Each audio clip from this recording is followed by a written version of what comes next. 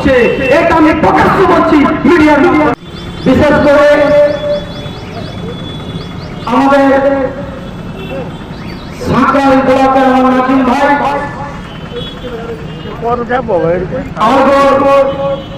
অঞ্চল committee general দায়িত্বে আছেন এবং মাইকের আওয়াজ যতদূর পর্যন্ত যাচ্ছে প্রত্যেককে সংগ্রামী অভিনন্দন।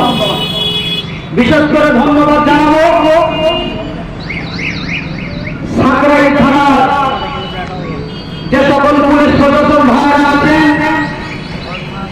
সাঁকরাইল থানার ওসি আইসি এবং যত সিভিক ভাইরা আছেন, আজকে এই সুন্দর প্রোগ্রামটাকে প্রথম থেকে শেষ পর্যন্ত সুষ্ঠুভাবে পরিচালনা করার জন্য যিনারা আমাদেরকে সহযোগিতা করছেন, তিনাদেরকে সংগ্রামী অভিনন্দন এবং বুক ভরা ভালোবাসা জানাই সেই সকল পুলিশ প্রশাসনদেরকে। সাথে সাথে যে সকল পুলিশ প্রশাসন ভারতবর্ষের সংবিধানকে পুরোমূল দেখিয়ে ইউনিফর্ম পরে পার্টির দালালি করেন, সংবিধান বিরোধী কাজ করেন, সে সকল পুলিশ প্রশাসনদেরকে আমরা ধিক্কার জানাচ্ছি। ঠিক বলছি তো? ঠিক ঠিক। প্রথমে আমি একটা কথা বলে এই জায়গায় বক্তব্য দেওয়ার ঠিক জায়গা না। আমরা কোন সময় রাস্তাঘাট বন্ধ করে এই ধরনের বক্তব্য মঞ্চ করে করি না, কিন্তু পরিস্থিতি এমন জায়গায় আমাদেরকে দাঁড় করিয়ে দিয়েছে, সংবিধান আমাদেরকে অধিকার দিয়েছে আপনি এই কাজটা করতে পারেন। তো রাস্তাঘাটে গাড়ি চলাচল করছে, মাইকের আওয়াজ যত দূর পর্যন্ত যাচ্ছে, যে দোকানে বসে আছেন থাকেন, চায়ের দোকানে বসে আছেন থাকেন, যে যেখানে আছেন থাকেন, দয়া করে কয়েকটা কথা আমি বলবো, আমার কথাগুলো মন দিয়ে শুনবেন, অ্যানালাইজ করবেন, ভাববেন। আমার কথাগুলো হয়তো কারোর পক্ষে যেতে পারে, কারোর বিপক্ষেও যেতে পারে, কিন্তু মনে রাখবেন আমি পীরজাদা আব্বাস সিদ্দিকীর অনুসারী, আমি পীরজাদা নওশাদ সিদ্দিকীর সঙ্গে আমরা কোনোদিন কারোর মুখ চেয়ে কাউকে দেখে অবিচার করে এইভাবে কথা বলি না। যেটা সত্য সেই কথাটাই আমি বলে যাবো। আজকে এই যে আমাদের আন্দোলন, এই যে পথসভা, এই সভাটা, এই আন্দোলনটা কোন গোষ্ঠীর বিরুদ্ধে নয়, কোন জাতির বিরুদ্ধে নয়, কোন সরকারের বিরুদ্ধে নয়, কোন মানুষের বিরুদ্ধে নয়। বিরুদ্ধে কাজ যারা, যে মানুষগুলো সংবিধান বিরোধী কাজ করছে, যে মানুষগুলো দেশের শান্তি শৃঙ্খলা ডিস্টার্ব করার জন্য নোংরা আইন কাজ করছে, সেই সকল সরকার, সেই সকল মানুষের উপরে আমাদের এই আন্দোলন। ঠিক বলছি তো? এবং আপনাকে মোটামুটি বুঝতে হবে ওয়াকাফটা কি। এক কথায় অনেক বড় বিশ্লেষণ করলে অনেক সময় লেগে যাবে, মন দিয়ে শুনলেন কথাগুলো। ওয়াকাফটা হলো এটা, মুসলিম সম্প্রদায়ের ধনী ব্যক্তিরা গরিব মানুষদের জন্য কিছু সম্পদ দান করে রেখে গেছে, এক কথায় সেইটাই ওয়াকাফ। ঠিক ঠিক। আদিবাসীদের জন্য জমি জমি জঙ্গলের কিছু সম্পত্তি আছে, সেটা আদিবাসীদের জন্য। অনুরূপ ভাবে হিন্দু সম্প্রদায়ের জন্য, হিন্দু ভাইদের জন্য দেবদেবীর কিছু দেবত্ব সম্পত্তি আছে, সেটা হিন্দু ভাইদের জন্য, তাদের তাদের রাখবে। কিন্তু নরেন্দ্র মোদী সরকার হঠাৎ করে দেখা গেল মুসলমানদের উপরে দরদ উঠলে উঠেছে, মুসলমানদেরকে খুব ভালোবাসবে। উনি বলছেন কি ওয়াকাফ সম্পত্তিগুলো আমরা হাতে নিয়ে মুসলমানদের উপকার করবো। আমার কথা এই জায়গায় নরেন্দ্র মোদী সরকারের থেকে জানতে চাই, এই নরেন্দ্র সুরেন্দ্র অধিকারের থেকে আমি জানতে চাই, এই নরেন্দ্র সুকান্ত মজুমদারের থেকে আমি জানতে চাই, আমরা ভারতবর্ষের নাগরিক মুসলমানরা আমাদেরকে আপনি ভালোভাবে বাঁচার জন্য রাস্তা করে দিচ্ছেন ওয়াকাফ সম্পত্তি হাতে নিয়ে, হিন্দু ভাইরা কি এই দেশের নাগরিক নয়? তাহলে কেন আপনারা দেবত্ব সম্পত্তির জন্য আইন করছেন না? ঠিক বলছি না? আদিবাসীদের জন্য সম্পত্তি, শত শত থেকে সম্পত্তি কেটে সাফ করে দিয়ে সেই জায়গা থেকে আদিবাসীগুলোকে উচ্ছেদ করা হচ্ছে, তারা কি আমার রাজ্যের দেশের মানুষ নয়? বলুন আমাদের আন্দোলন প্রশ্নটা ঠিক এই জায়গায়। আমি বিশেষ করে এই মঞ্চ থেকে আমার মাইকের আওয়াজ যতদূর পর্যন্ত যাচ্ছে, আমার মুসলিম সম্প্রদায়ের মানুষ থেকে বিশেষ করে ওদের থেকে আমি বেশি করে শুনতে বলবো, যারা অমুসলিম আছেন, যারা হিন্দু ভাই আছেন, যারা এই নর্দমাটি শুভেন্দু অধিকারীর কথায় নাচছেন, ঠিক শুভেন্দুর কথায় নাচছেন, একবার আপনারা ভেবে দেখুন, আমার কথাগুলো বুঝুন। একটা ছোট্ট কথা আপনাদেরকে নলেজে দিই, আপনাদের হয়তো জানা আছে, বিগত বেশ কয়েক বছর আগে কেন্দ্র সরকার একটা আইন করেছিল, 15 বছরের যত পুরাতন গাড়ি আছে সব গাড়িগুলোকে ব্যান করে দাও, আইন করেছিল। সেই সময় যত লরির ড্রাইভার আছে, কথাগুলো শুনলেন, হ্যাঁ বাংলাদেশ করতে এখানে আসেনি, ইন্ডিয়ান সেকুলার ফ্রন্ট সর্বসময় দেশের কথা বলে, তাই জন্য যখন আমরা শিয়ালদায় যাই, বর্তমান শাসক দলে কিছু চরিত্র পুলিশ আমাদেরকে আটকাবার চেষ্টা করে। একদম আমরা সত্য কথা বলি তো, হ্যাঁ আমরা তো কাছে করতে পারবো না যে নবীন থেকে যিনি বলে যে তোমাদের মিটিংটা সাকসেস হয়েছে, এটা তো আমরা বলতে পারবো না, আমরা তো দুধের গাড়ি নই। ঠিক আমরা সত্য কথা বলি, তাই জন্য আমাদেরকে আটকাতে যাই। আমাদের কথাগুলো শুনবেন, যে 15 বছরের যত গাড়ি আছে সব ব্যান করে দাও। সেই সময় যত গাড়ির ড্রাইভার আছে, লরির ড্রাইভার, বাসের ড্রাইভার, পার্সোনাল কার, এই ধরনের অনেক ড্রাইভার সব একসঙ্গে রাস্তায় নামলো, আন্দোলন শুরু করলো। আন্দোলনটা এত তীব্র হলো, এত বড় হতে লাগলো, সরকার ঘাবড়ে গেল, মুশকিল হয়ে যাবে। তখন সরকার সুকৌশল একটা মাথা মারলো যে একটা কাজ করা যায়, সব গাড়ি ঠিকঠাক, শুধু লরিগুলোকে ক্যান্সেল করে দাও, রিজেক্ট করো। যখন লরিগুলোকে রিজেক্ট করবে বললো, বাসওয়ালাগুলো বলছে আমার গাড়ি তো রিজেক্ট হচ্ছে না, তারা বলছে আমার তো কিছু হচ্ছে না। এরা চুপ করে গেল, মাঝখান থেকে লরিওয়ালায় আঁকা পড়ে গিয়ে আন্দোলনটা ছোট হয়ে গেল, লরিগুলো বন্ধ হয়ে গেল। ঠিক 2 বছর পর বলছে কি সরকার যে এবার বাসগুলোকে বন্ধ করে দাও। বাসওয়ালা যখন আন্দোলন করার জন্য ডাকলো, লরিওয়ালা বলছে দূর ভাই, আমার বেলায় তো তুমি আমার পাশে থাকলে না, তুমি তোমারটা সামলাও। বাসওয়ালা একা পড়ে গেল, 4 চাকা যাদের হচ্ছে পার্সোনাল কার, এরা ভাবলো আমার তো কিছু হচ্ছে না, আমি চুপ থাকি। বাসওয়ালা দুটি কথা, তারগুলো বন্ধ হয়ে গেল। এখন আপনারা খবর পাচ্ছেন না যে 15 বছরের পুরাতন 4 চাকা পার্সোনাল কারগুলো বন্ধ হয়ে যাবে, আমার একখানা দাঁড়ানো লাগবে, বন্ধ হয়ে যাবে। সরকারের টার্গেট কি ছিল? একটা একটা করে নোটো, ঠিক নরেন্দ্র মোদী সরকার, এটা কিন্তু নরেন্দ্র মোদীর মাথা থেকে আসছে না। নরেন্দ্র মোদী বলেন, বর্তমান শাসক দলের মমতা ব্যানার্জি বলেন, যতগুলো সরকার বলেন, এরা নিজের মতো কিন্তু চলে না, এদেরকে চালায় নাগপুর থেকে মোহন ভাগবত চালায়, RSS চালায়। লক্ষ্য মোদীর লক্ষ্য মুসলমান নয়, মুসলমানদেরকে লোটার লক্ষ্য নয়, ঠিক সরকারের মতো গাড়ি বন্ধ করা, এদের লক্ষ্য হচ্ছে গরিবদেরকে লুটো, গরিবদেরকে লুটো। ঠিক অনুরূপভাবে দেখুন, একটা একটা করে মুসলমানদের ওয়াজ যখন চলে যাচ্ছে সকলে চুপ, ওদিকে ভালো করে দেখুন আদিবাসীদের জমিগুলো লুট হচ্ছে, এরপরে হিন্দু ভাইদের সমস্ত গুলো লুট হবে। তাই বলছি সরকার একে একে গরিবগুলোকে লুটতে যাচ্ছে। আমাদের দরকার এই সময় একত্রিত হয়ে এই সংবিধান বিরোধী সরকার, গরিব বিরোধী সরকারকে দেশ থেকে বিতাড়িত করার দরকার আছে। ঠিক বলছি না ভুল বলছি? প্রমাণ দেখেন, কদিন আগে দেখছেন না, প্রমাণ দিচ্ছি দেখেন, কদিন আগে দেখলেন না মুসলমানদের মসজিদের উপরে ঝান্ডা বাঁধছে, অরেঞ্জ কালার ঝান্ডা, সকলে চুপ, মসজিদ দখল হচ্ছে, তো সমস্যা কোথায়? কিন্তু ভেবে দেখেছেন, কদিন আগে দেখছিলাম, 2-3 দিন আগে ফেসবুকে খ্রিস্টান ভাইদের চার্চের উপরে উঠে দেখে না ঝান্ডা বাঁধছে। ঠিক বলছি না ভুল বলছি? শুভেন্দু অধিকারী বলছে হিন্দু হিন্দু ভাইরা শোনেন, আপনারা আমাদের ভাই, দেখেন যে যাই করেন না কেন, আমাদের প্রথম পিতা কিন্তু বাবা হন, তার থেকে তো আপনারা আমরা ভাই ভাই, তার কথাই বসছেন আপনারা। শুভেন্দু বলছে হিন্দু এক হও, হিন্দু এক হও, হিন্দু থাকলে না। হ্যাঁ, যে সকল ভাইরা শুভেন্দুর কথায় আসছেন তাদেরকে বলবো, সুকান্তকে বলেন, শুভেন্দুকে বলেন যে আপনারা তো বলছেন হিন্দু এক হও, আমরা তো এক হচ্ছি, পেট্রোলের দাম তো মাঝখান থেকে বেড়ে গেল, গ্যাসের দাম তো বেড়ে গেল, তাহলে হিন্দু তো আপনার পাশে আছে। মুসলমানদের জন্য পেট্রোল 200 টাকা করে দেন, হিন্দুদের জন্য 50 টাকা সেটা হচ্ছে মাঝখান থেকে দামটা সকলের জন্যই বাড়লো। আপনি হিন্দু, আমি মুসলিম, খ্রিস্টান, নিজেদের মধ্যে গুঁতোগুঁতি করছি। নরেন্দ্র মোদী সরকার পুঁজিপতিদের জন্য পেট ভরাতে গিয়ে দেশটাকে শেষ করে দিচ্ছে। খবরদার, শুভেন্দুর কথাই রাখবেন না। সেই শুভেন্দু মমতা ব্যানার্জির পাশে থেকে আমাদের ইফতার না দিলে রোজা না রেখে খেয়েছে। সব মেদিনীপুরে হিন্দু হওয়ার পর শুভেন্দু মুসলমান বাড়িতে গিয়ে গরুর মাংস খেয়েছে, প্রমাণ আছে।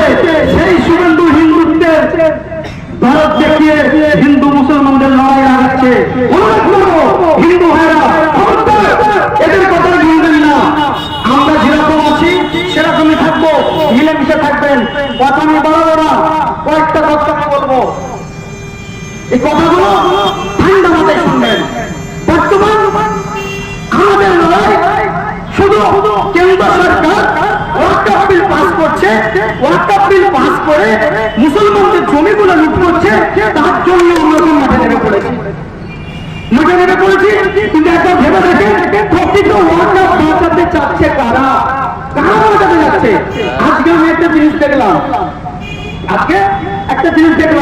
26 তারিখে কয়েকটা সংগঠন থেকে একটা ক্রিকেট সমাবেশের ডাক দিয়েছিল, শুনেছেন তো?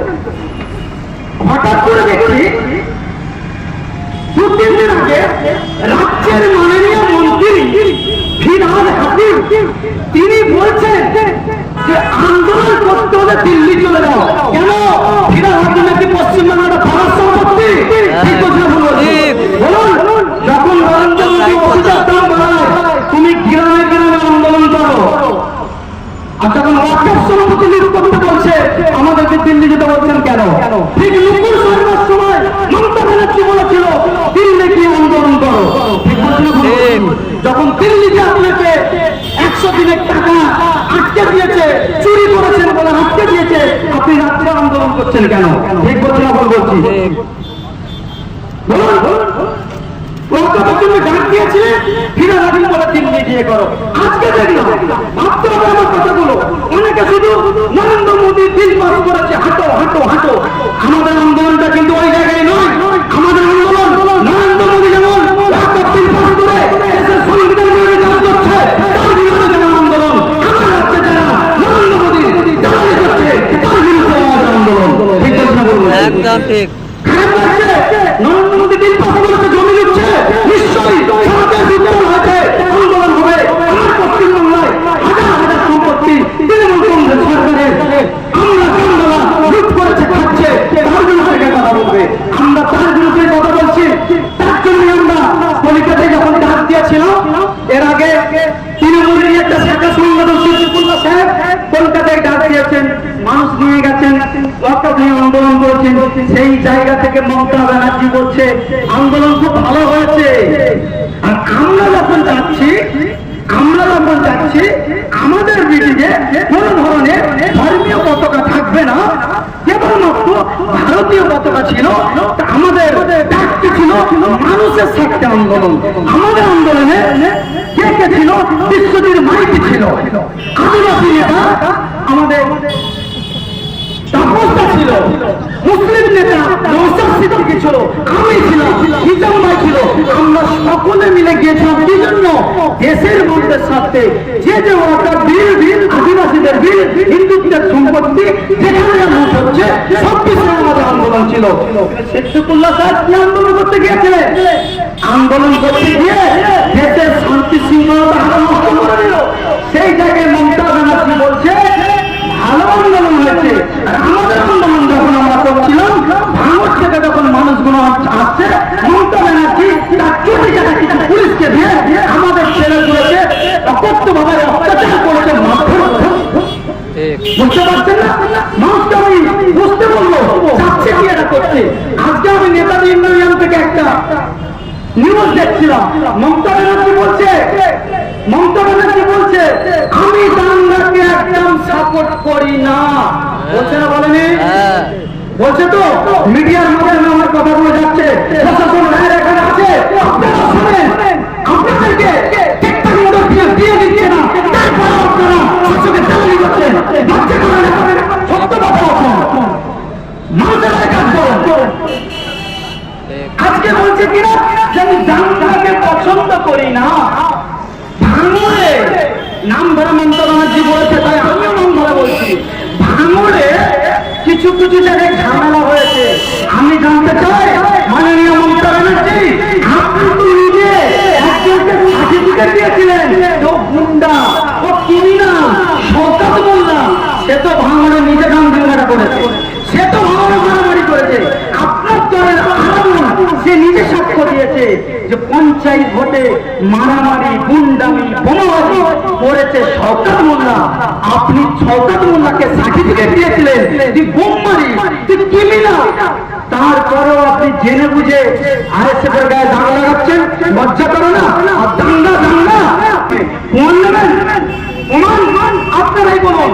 শুভেন্দু অধিকারী সর্ব জায়গায় যে ভাষায় আক্রমণ করছে, জিহাদি জিহাদি বলছে, টেনে বার করা, লাঠি মারবো। সুকান্ত বলছে তলোয়ার রাখো বাড়িতে, পাকিস্তানে পাঠিয়ে দেবো। এই কথাগুলোর দ্বারা আমার রাজ্যে অশান্তি হবে না? উস্কানিমূলক কথা বলছে তো বলুন, তার বিরুদ্ধে মমতা ব্যানার্জি আপনি কি অ্যাকশন নিয়েছেন আমি জানতে চাই। বলুন, হঠাৎ করে আইএসএফ এর প্রোগ্রাম হবে শিয়ালদায়, কোন পার্টির নেতা কোথা দিয়ে যাবে? আইএসএফ এর কটা নেতা আছে তার খবর আপনি পাচ্ছেন, তার বাড়িতে পুলিশ পাঠাচ্ছেন। ওপেন শুভেন্দু অধিকারী, সুকান্ত মজুমদার, আর একটা ভাই টাকা কি নাম জানো, প্রস্তাব পাচ্ছি, কংগ্রেসে ছিল, এখন আরএসএস করছে, বিজেপিতে গেছে। তার ভাষা বলে পাকিস্তানে চলে যেতে হবে, যেন ওর বাপের দেশ, ওর জন্য বাপের দেশ। এই ধরনের কথা বলছে মাননীয় মুখ্যমন্ত্রী শুভেন্দু অধিকারী। যখন প্রোগ্রামে যে নোংরা নোংরা কথা বলছে, ঝামেলা লাগানোর চেষ্টা করছে, প্রত্যন্ত ভাষায় মুসলমানদেরকে একটা কমকে বাজে বাজে কথা বলছে, সেখানে মমতা ব্যানার্জি শুভেন্দুকে সামনে পুলিশ গাড়ি, পেছনে পুলিশ গাড়ি দিয়ে পাহারা দিয়ে নিয়ে যাচ্ছে, যাও শুভেন্দু তুমি যাও। এইভাবে তুমি গিয়ে বলবে, মুসলমানরা ভয়ে আমার কাছে চলে আসবে। ঠিক বলছি না ভুল বলছি? দাঙ্গা লাগাবার সব কে করছে? কেটে দিক আমার কথাটা, প্রশাসন ভয়ে এখানে আছে, কেটে দিক। এই কথাটা কি কথা? জিহাদির বাচ্চা পাকিস্তানে পাঠিয়ে দেবো, মুসলমানরা পাকিস্তানে চলে যান, কষ্ট পাচ্ছি, কাটিয়ে বলছে আমি শুনবো। বলুন, এই কথাগুলো যখন বলছে মুখ্যমন্ত্রী মমতা ব্যানার্জি সামান্যতম কোন অ্যাকশন নিয়েছে? ভাই না, কোন অ্যাকশন নিয়েছে? আমার শেরপুরে একটা হাওড়া জেলা, আমার জেলার মধ্যে একটা ঝামেলা হয়েছিল জানেন, ঠিক সেই জায়গায় আমার এলাকার ছেলেরা বলেছিল, নওশাদ ভাইজান বলেছিল চলো আমরা এলাকায় যাবো। আমি বললাম না ভাই, যাওয়ার দরকার নেই। এলাকার মানুষরা বলছে নওশাদ ভাইজানকে ডাকো, আসার দরকার। নওশাদ ভাইজান বললো না, আমি যদি এই সময় যাই মুসলমানরা হয়তো আবেগে পড়ে কি করবে, একটু মার খাচ্ছে খাক, আমি যাবো না। সেই জায়গায় নওশাদ ভাইজান গেল না, কিন্তু মাননীয় মুখ্যমন্ত্রী শুভেন্দুকে পাইলট কার দিয়ে সেই জায়গায় পাঠালো। শুভেন্দুকে মিথ্যা মিথ্যা কথা বলে দাঙ্গা লাগাবার পরিকল্পনা করে দাঙ্গা করেই ফেলেছিল। বলুন, আমি জানতে চাচ্ছি কি করতে চাচ্ছে মাননীয় মুখ্যমন্ত্রী। সেই জন্য আপনাদের অনুরোধ করবো, এই শুভেন্দুর কথা শুনে, সুকান্তর কথা শুনে নিজেদের মধ্যে খবরদার অশান্তি ঝগড়া করতে যাবেন না, মীর মোহাম্মদের সঙ্গে থাকবেন। এখানে কয়েকটা কথা আমি আপনাদেরকে বলছি, আপনারা একটুখানি শোনেন। একটা কথা আপনাদেরকে বলি, কারণ বর্তমান যারা আপনারা এখানে আছেন, যে যেই পার্টি করে, যারা বিশেষ করে তৃণমূল কংগ্রেস করে, আপনাদেরকে আমরা অনুরোধ করবো, আপনারা যখন পাড়ায় যাবেন, আপনার তৃণমূলের যারা নেতা মন্ত্রী আছে ওদেরকে জিজ্ঞাসা করবেন। ইমাম হাজারদেরকে বলছি, ২৫০০ টাকা নিয়ে আপনারা কি চাচ্ছেন? আপনার মসজিদ যদি বিকতে যায়, আপনি মেহমানতি করবেন কোথায়? আজকে দেখলাম নেতাজি ইন্দোরে মমতা ব্যানার্জি ইমামদেরকে ডেকেছে, জানেন তো, ডেকেছে, দেখলাম সেখানে আজকে দেখলাম কিছু হাফটার পরে ইমাম পৌঁছেছে। আপনারা যেখানে ইমাম আমাদের মুসলিম ধর্ম অনুসারী আছেন, আমাদের মসজিদে কি হাফটার পরে ইমাম থাকে? না। মহিলা ইমাম থাকে? বলুন, এই ধরনের ইমাম থাকে? আজকে মমতা ব্যানার্জি ইমামদেরকে নিয়ে একটা সমাবেশ করলেন, সেখানে দেখলাম আজকে কিছু নতুন নতুন ইমাম দেখতে পেলাম। সাথে সাথে ওই জায়গায় মাননীয় মমতা ব্যানার্জি বলেছে, দিল্লি গিয়ে আন্দোলন করো, আমার এখানে করার দরকার নয়। সেই জায়গায় কিছু হারামখোর, চটে চাটা ইমাম বলেন আর মানুষ বলেন, তারা চুপ করে শুনছে। এরা আবার বলছে আন্দোলনে চলো। এদের আন্দোলনে যাওয়া যাবে? না। যাওয়া যাবে মনে হয়? না। তাই আপনাদেরকে সজাগ থাকতে বলবো। আমার কথায় যদি ভুল বুঝে থাকেন ক্ষমার নজরে দেখবেন। বারবার করে বলছি, নিজেদের মুখে একদম অশান্তি করবেন না, মিল মহব্বতের সঙ্গে থাকবেন। আমি এখানে শেষ করবো। পারমিশন কটা পর্যন্ত আছে ভাই? কটা পর্যন্ত আছে? ছটা পর্যন্ত আছে তো? আমি আর কথা বলাচ্ছি না, বলি বর্তমান আমাদের আন্দোলনটা কিন্তু আবার বলছি শুধু কেন্দ্র সরকারের বিরুদ্ধে নয়। কেন্দ্র সরকারের তফাৎ তো এই জায়গায়, তফাৎ এই জায়গায়। আপনাদেরকে একটা কথা স্মরণ করিয়ে দিই, যারা আপনারা এখানে প্রোগ্রাম করছেন, আমার মুসলিম ভাইরা বলেন, অমুসলিম ভাইরা বলেন, আপনাদের আমি অনুরোধ করবো, আপনারা প্রোগ্রাম করছেন করুন, প্রশাসনের সহযোগিতা নেবেন। সব প্রশাসন কিন্তু খারাপ নয়। আমার সঙ্গে হাওড়া যাওয়ার অধিকাংশ বড় বড় অফিসারদের সঙ্গে আমার ভালো সম্পর্ক আছে। কারণ আমি বাংলানে গিয়েছিলাম, ওখানে দেখলাম ভালো সম্পর্ক আছে। কিন্তু ওরা মন্দিরের ঘন্টার মতো হয়ে গেছে, বুঝেছেন তো? ওদের কিছু করার থাকে না। তারপরেও কিছু কিছু পুলিশ প্রশাসন শিক্ষা করে কাজ করে। আপনারা এই সাঁকরাইল ব্লকের মধ্যে যার সমস্যা হবে, আপনারা নাজিম ভাই আছেন, আপনারা দায়িত্বে আছেন, প্রশাসনের কাছে যাবেন। আপনারা কোন সমস্যা হলে প্রশাসনের সহযোগিতা নেবেন। তো যেটা বলছিলাম, আমাদের আপনারা যখন কোনো প্রোগ্রাম করবেন নিজেরা ব্রেন খোলা রাখবেন, দেখবেন নিজেদের মধ্যে অনেকটা অশান্তি লাগিয়ে দেবে। কারণ যখন আমি দেখলাম আমাদের শিয়ালদায় যখন প্রোগ্রাম হচ্ছিল, ওদিকে ভাঙড়ে যখন পুলিশ নির্মমভাবে লাঠিচার্জ করেছে, আমাদের নওশাদ ভাইজান ওই জায়গায় চলে গেলেন। ওই জায়গাতে শিয়ালদাতে আমি একা মরে ছিলাম সেই সময়। তো ভাই বললেন আমি তো ওই শুনলাম, আমি দেখছি ওই আমার প্রোগ্রামের আমাদের একটা নীতি ছিল, নওশাদ ভাইজান বলেছিলেন কোনো করিডোর ব্লক এবং পার্টির কোনো ব্যানার থাকবে না। এবং আমাকে বলেছিল আপনার তুমি চোখ কান খোলা রাখো।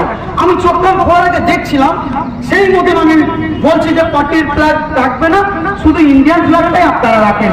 সেই জায়গায় দেখলাম কিছু কিছু ওই বললাম যে কলকাতায় কদিন আগে কি ঝামেলা করলো, ওই কিছু যাদের মেন্টালিটি নিয়ে মেন্টালিটি, ওরা দেখলাম মাথায় একটা পট্টি মিলে ওই ঝামেলা করার চক্রান্ত করছে। আমি ধরে ফেলেছিলাম ওই জায়গায়, সঙ্গে সঙ্গে আমি কোয়ারেস্টে নিয়েছিলাম। আমি বলেছিলাম এটা আমার পার্টির নির্দেশ নয়, নওশাদ ভাইজান যেটা বলেছে তার থেকে কোনো কাজ আমি হতে দেবো না। সেইভাবে কোনোভাবে আমরা হ্যান্ডেল করেছেন, তাই কোনো অসুবিধা হয়নি। যেভাবে আমরা আন্দোলন করেছি, অত বড় আন্দোলন কলিকাতার বুকে এখনো পর্যন্ত কেউ করতে পারবে কিনা আমার জানা নাই। কারণ আমরা যাকে অনুসরণ করি, আমার পার্টির প্রতিষ্ঠাতা বিখ্যাত আব্বাস সিদ্দিকী সাহেব, তিনি যখন এনআরসি নিয়ে আন্দোলন হয়েছিল, সব থেকে বড় আন্দোলন গণতন্ত্র পদ্ধতিতে লক্ষ লক্ষ মানুষকে জমায়েত করে সব থেকে বড় আন্দোলন করেছিল আব্বাস সিদ্দিকী সাহেব। সে আন্দোলনকে আমার তীব্র হয়েছিল, মমতা ব্যানার্জি ঘুম হারাম হয়েছিল। তাই জন্যই তো মমতা ব্যানার্জি দেখলো অন্যান্য সংগঠন, অন্যান্য নেতাগুলো আমার রাজ্যকে টেকাবার জন্য, আমার দলকে টেকাবার জন্য আন্দোলন করছে। আব্বাস সিদ্দিকী যে আন্দোলন করছে, ওর প্রকৃত সত্য আন্দোলন করছে। এই আন্দোলনে দেশের মানুষ উপকৃত হবে। তাই জন্য এনআরসি নিয়ে যখন ভাই আন্দোলন করছিল, মমতা ব্যানার্জির পুলিশ রাত 12টার সময় 1000 পুলিশ আব্বাস ভাইজানের বাড়িতে পাঠিয়েছিল। ওইভাবে শিয়ালদায় যে আন্দোলন হয়েছিল, মানুষের সারা আগে থেকে এতটা ছিল, রাজ্য সরকারের মমতা ব্যানার্জি বুঝে গিয়েছিল সকলে আন্দোলন করছে আমার চটি চেটে, নওশাদ সিদ্দিকী আন্দোলন মানুষের জন্য করছে, তাই তাকে আটকাতে হবে। ভারতের মানুষকে আটকাবার চেষ্টা করেছিল, কিন্তু বাংলার মানুষ আইএসএফকে পছন্দ করেছে, বাংলার মানুষ নওশাদকে পছন্দ করেছে, বাংলার মানুষ ভারতবর্ষের মানুষ আব্বাস সিদ্দিকীকে পছন্দ করছে। তাই কলকাতার প্রোগ্রাম আমাদেরকে ম্যাচ করতে দেয়নি, আমরা হতে দিই না। ঠিক বলছি তো? কথা আমি আর বলাচ্ছি না। আমার সহকর্মী আমার নাসির ভাই এখানে উপস্থিত হয়েছে। আমি নাসির ভাইকে আমি মাইক তুলে দেবো। একটা কথাই বলে আমি শেষ করে দিচ্ছি, এইটাই বর্তমান দেশের পরিস্থিতি খুব খারাপ। আপনারা মিলেমিশে থাকবেন। 26 তারিখে যে প্রোগ্রাম ডেকেছে, অনেকে বলছে ভাই 26 তারিখে কি নওশাদ ভাইজান থাকবে? অনেকে বলছে। আপনাদের মনে হতে পারে নওশাদ ভাইজান থাকবে কি থাকবে না পরের প্রশ্ন। যারা 26 তারিখে প্রোগ্রামটা ডেকেছে তাদের কাছে আপনারা জানতে চাইবেন, আমিও মাইকের মাধ্যমে জানতে চাচ্ছি, ক্লিয়ারটা হয়ে যাবে। 26 তারিখে যে ব্রিগেডে ডাকা হয়েছে ওয়াকআপ বাঁচানোর জন্য, তাই তো? কিন্তু বর্তমান তৃণমূল কংগ্রেসের মাননীয়া বলছে দিল্লিতে যে আন্দোলন করো কলিকাতায় কেন করবে? এই বিষয়ে যারা 26 তারিখে কলিকাতায় মানে সভাটা ডেকেছেন ব্রিগেডে, তাদের থেকে আমি জানতে চান কি ব্যাপার, আপনারা চুপ করে কেন? আপনারা বাইক দেন, মিডিয়ার মাধ্যমে আপনারা আপনাদের পজিশনটা ঠিক করে ক্লিয়ার করুন। সাথে সাথে আরেকটা কথা, তৃণমূল সরকার বলছে আমি আমার এখানে ওয়াকআপ বিল লাগু হতে দেব না। এবার কিরকম চিটিংবাজি জানেন? তৃণমূল সরকার বলেছিলেন ওই যে একটা কি আমাদের সার্টিফিকেট আছে না, ওবিসি সার্টিফিকেট, মমতা ব্যানার্জি বলেছিলেন আমি আমার রাজ্যে ওবিসি সার্টিফিকেট কোন নিয়ে মামলা করেছি, ও সার্টিফিকেট নিয়ে কেন্দ্র সরকারের কথা শুনবো না। কিন্তু আপনারা একবার দেখেন ওবিসি সার্টিফিকেট আপনারা যে কোনো অফিসে যাবেন, আদালতে যাবেন, কোনো কাজ হবে না। এই মুখে নাটক করছে। অনুরূপ ভাবে মমতা ব্যানার্জির 3টে এমপি জানতে চাইবেন এরা যেদিনকে ওয়াকআপ বিল পাস হচ্ছিল সেই দিনকে ওখানে হাজির ছিল না কেন, এটা আগে জানতে চান।